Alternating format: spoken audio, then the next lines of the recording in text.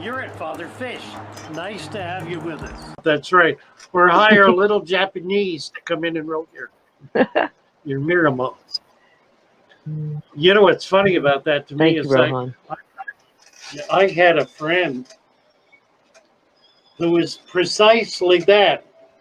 He was a little Japanese fellow who he came over. He was from a very wealthy family, and he was trained in all of the fine arts in Japan.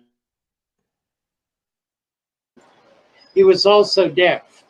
He could not speak, used sign language, but he was highly artistic in Japanese art forms.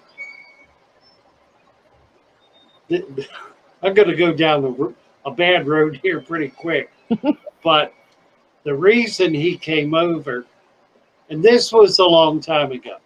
This was back in the 60s, early 70s. He came over because he was homosexual and he was having trouble with the culture. There was at that time in Japan a very strong sentiment against homosexuality, and it was better here. So he came over. Yeah, there was some comment back then about him being a geisha, but that wasn't true. He never did that.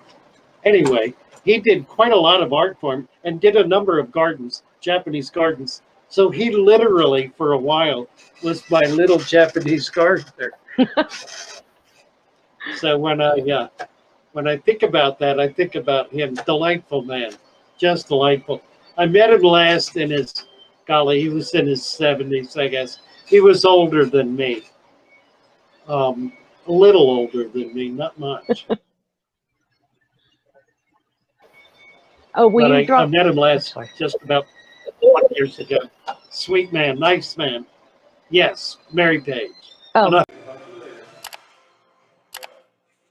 Well, I hope you found something you've never seen before. Have a great day. Nice having you with us. Come on back.